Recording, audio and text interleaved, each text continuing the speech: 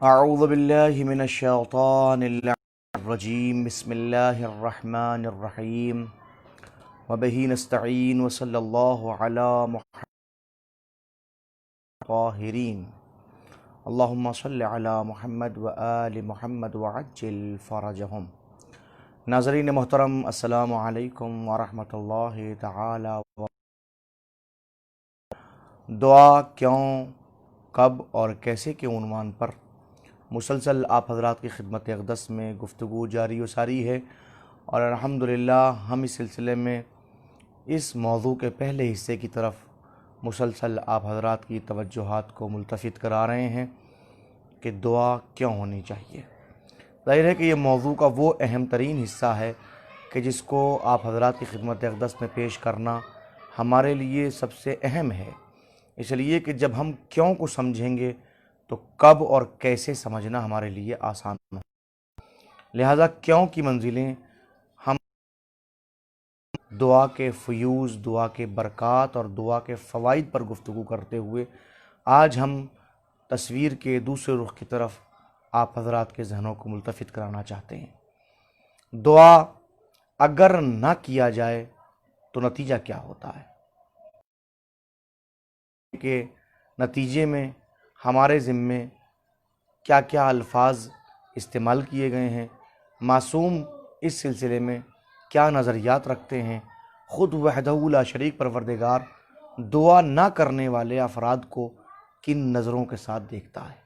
یہ ایک اہم ترین موضوع ہے، اس کو دیکھنا بہت ضروری ہے۔ یہ دعا کیوں کو اچھے طریقے سے واضح کرے گا۔ ظاہر ہے کہ تعرف الاشیاء بازدادہا، چیزیں اپنی ضد کی بنیاد پر پہچانی جاتی ہیں۔ اگر ہم دن کو سمجھنا چاہتے ہیں تو رات کو سامنے رکھنا ہی پڑے گا، اگر ہم علم کو سمجھنا چاہتے ہیں تو ہمارے لیے جہالت کو سامنے رکھنا ہی پڑے گا، اگر ہم کسی صحت کو سمجھنا چاہتے ہیں تو ہمیں مرض کو سامنے رکھنا ہی پڑے گا۔ لہذا دعا کیوں دل کے اوپر آئیے دیکھیں کہ معصومین علیہ السلام نے یا خود خداوند کریم نے اس منزل کے اوپر دعا نہ کرنے والوں کو کن الفاظ کے ساتھ یاد کیا ہے۔ میں نے آپ حضرات کی خدمت اقدس میں سب سے پہلے جس آیہ کریمہ کو عرض کیا تھا، آج میں پھر دوبارہ سے اس آیہ کریمہ کو آپ کی خدمت میں عرض کرنا چاہتا ہوں۔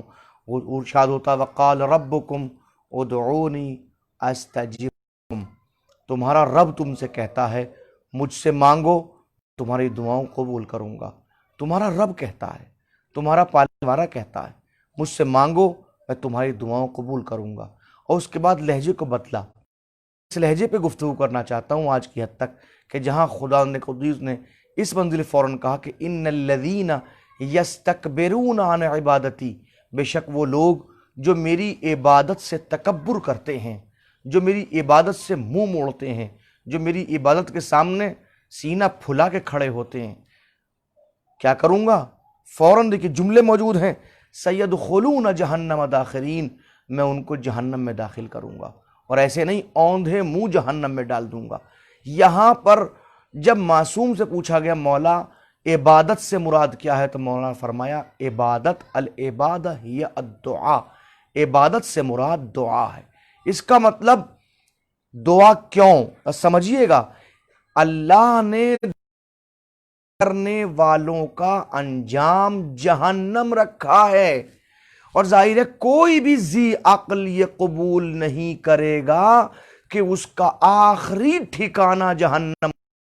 لہذا جہنم سے بچنے کے لیے ضروری ہے کہ وہ کام کیا جائے جس کے نہ کرنے کے نتیجے میں جہنم مل رہا ہے، وہ دعا ہے۔ کہ اگر دعا نہ کی جائے تو دعا نہ کرنے کے نتیجے میں جہنم مل رہا ہے، یہ توبیخ اللہ کر رہا ہے، اس منزل کے اوپر ڈرا رہا ہے، اس منزل کے اوپر اللہ دھمکا رہا ہے کہ یاد تو بھی میری عبادت سے تکبر کرے گا میں اس کو اوندھے منہ جہنم میں ڈال دوں گا۔ لہذا اوپر دعا کرنا اس لیے ضروری ہے تاکہ ہم اپنی آخرت کو سنوار سکیں اور اپنی آخرت کو بہتر سے بہتر بنا سکیں۔ ملاحظہ فرمایا دوسری منزل پھر قرآن مجید یَأْبَعُ بِكُمْ رَبِّی لولا دعاؤکم، یاد رکھو اگر تم دعا نہیں کرو گے تمہاری کوئی پرواہ بھی نہ کرے گا۔ پرواہ جب ہوگی جب تم دعا کرو گے، تم دعا نہیں کرو گے تو ہم تمہاری کوئی پرواہ بھی نہیں کریں گے، کوئی پرواہ نہیں۔ اب دعا کیوں؟ اس لیے دعا کرنا چاہتے ہیں ہم تاکہ ہمارا پالنے والا ہماری پرواہ کرے، ہمارا پروردگار ہماری پرواہ کرے۔ قدم قدم پہ ظاہر ہے کہ جس کی پرواہ کرنے والا وہ مالک قدوس ہو، جس کی پرواہ کرنے اطلاق ہو، جو علی کل شیء قدیر ہے، تو پھر دنیا کی مصیبتیں کہاں ٹھہریں گی اس کے سامنے۔ لہذا ضرورت ہے کہ اس منزل کے اوپر سمجھیں، اس لہجے کو دیکھیے تو خود بخود سمجھ میں آئے گا کہ دعا کیوں ہونی ہے۔ لہذا اب اس منزل پہ میں کچھ حدیثیں آپ حضرات کی خدمت اقدس میں عرض کروں۔ حضرت علی ابن ابی طالب علیہ السلام ارشاد فرماتے ہیں، اربع للمرء لا علیہ، چار چیز یہ رکھی گئی ہیں اس کے خلاف نہیں ہیں، یعنی انسان کے فائدے کے لیے ہیں۔ چار چیزیں ہیں، اربع للمرء لا علیہ، چار چیزیں انسان کے ہیں، فائدے کے لیے ہیں، اس کے نقصان کے لیے نہیں ہیں۔ کون کون سی؟ الایمان، ایمان ہے، والشکر، دوسری منزل پہ شکر ہے کہ اگر ایمان رکھے گا تو اس کو فائدہ میسر ہوگا، شکر کرے گا تو انسان کو فائدہ میسر ہوگا۔ اور پھر تیسری چیز تیسرا استغفار ہے کہ ادھر پریشانی پیدا ہوئی، استغفر اللہ ربی و اتوب الیہ۔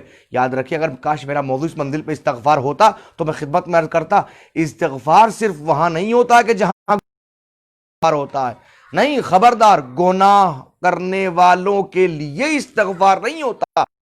ایسا ہوتا تو پھر معاف کیجئے گا، پھر معصوم کے جملے سمجھ میں نہیں آتے، خاص طور پہ دعائے کمیل سمجھ میں نہیں آئے گی، پھر آپ کی خدمت اقدس سے مزید اور دعائیں سمجھ میں نہیں آئیں گی کہ جہاں معصوم بارگاہ خداوندی میں ہاتھوں کو اٹھا کے مسلسل استغفار کرتے ہوئے دکھائی دیتے۔ استغفار کا مطلب یہ نہیں ہے کہ اگر جہاں استغفار ہو وہاں گناہ بھی ہو، ایسا کوئی ضروری مختلف۔ میں کہہ رہا ہوں معصوم کی زبان اقدس سے نکلنے والے جملے اس بات کی سب سے بڑی دلیل ہے کے نتیجے میں نہیں ہوتا ہے۔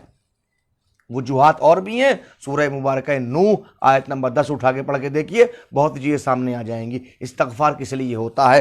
تو تیسری منزل کے اوپر استغفار ہے، اور چوتھی منزل والدعا، چوتھی منزل دعا ہے کہ اگر یہ چار چیزیں، ایمان، شکر اور دعا، یہ چار چیزیں اگر انسان کے پاس میں ہو تو انسان ہمیشہ کامیاب رہتا ہے، ہمیشہ اس کے فائدے کے لیے ہوتی ہیں۔ ایسا نہیں ہے کہ انسان کے خلاف جاتی ہوں، کسی مرحلے پہ انسان کے خلاف نقصان انسان کو دے ہی نہیں سکتی۔ غور فرمائیے گا۔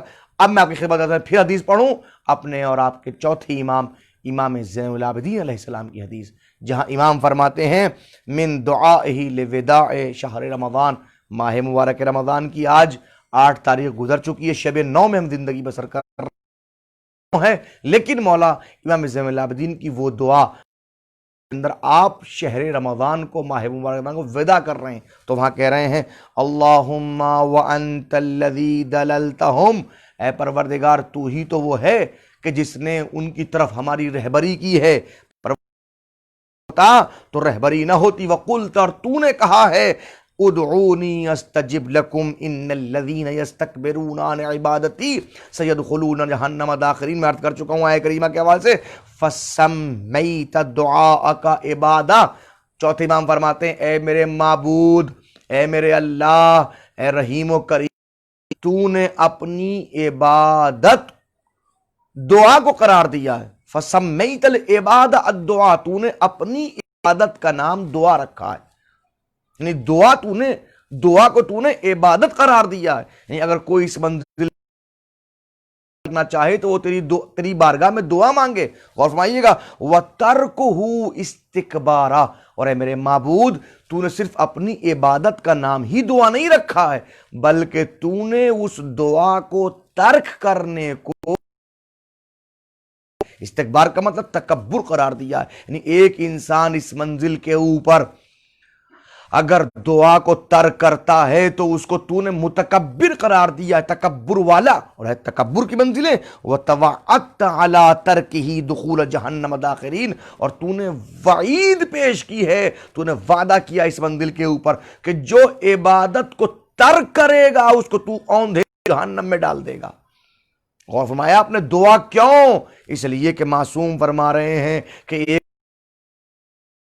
وہاں اس کے ترک کے نتیجے میں جہنم کا حصول ہوتا ہے۔ لہذا ہم اپنی آخرت خراب نہیں کرنا چاہتے، ہم کسی منزل کے اوپر اپنی آخرت کے عنوان کو جہنم کا نام نہیں دینا چاہتے، ہم چاہتے ہیں کہ ہمارا آخری مقام آل محمد علیہ السلام کے ساتھ جنت فردوس میں ہو۔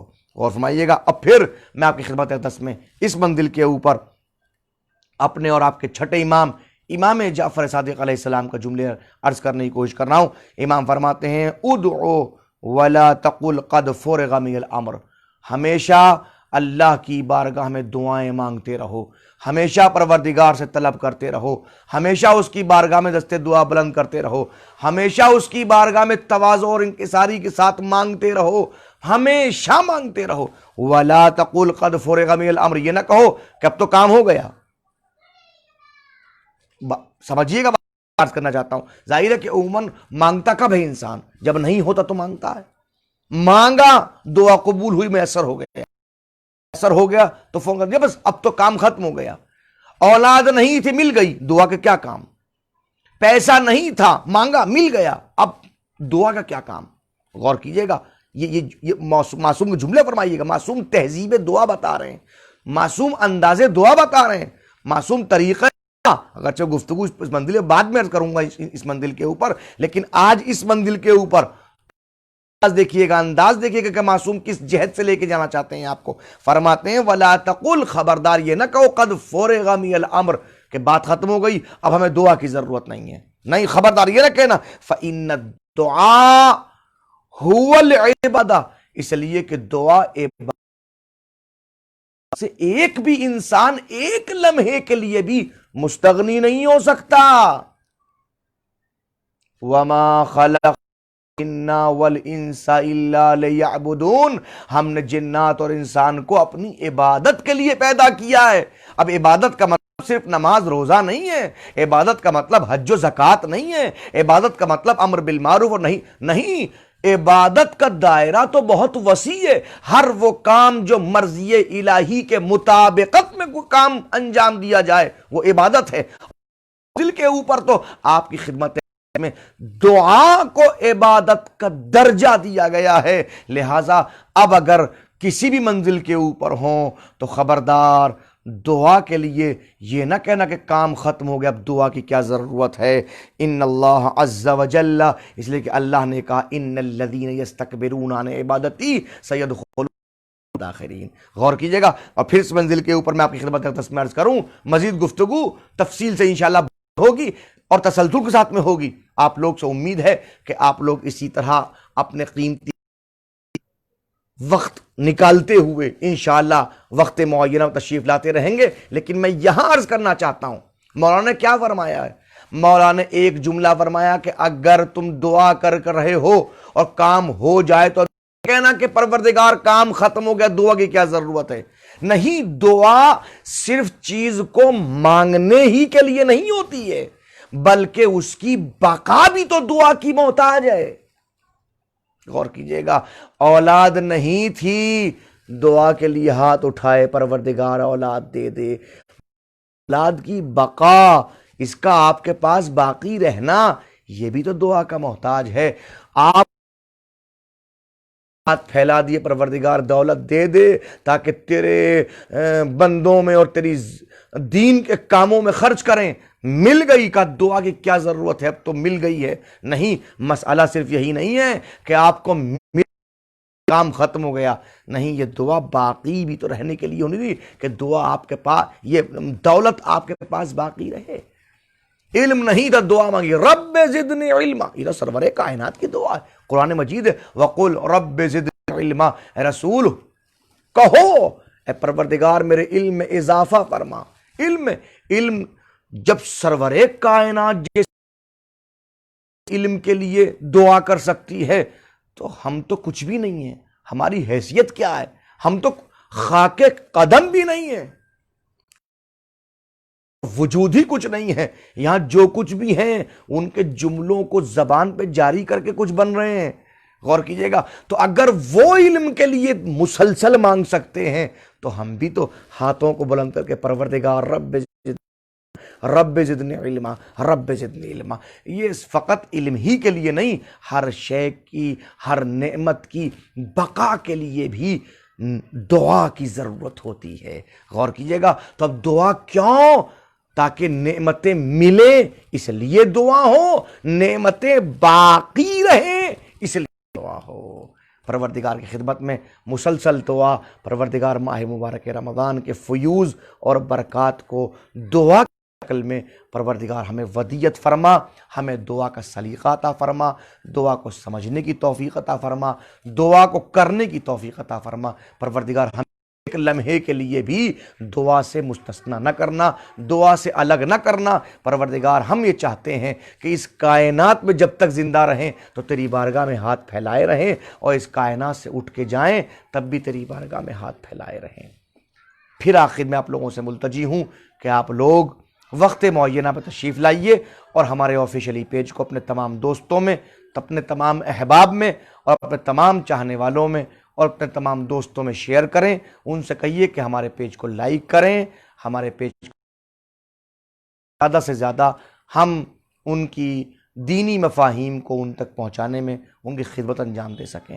وآخر دعوانا ان الحمد للہ رب العالمین۔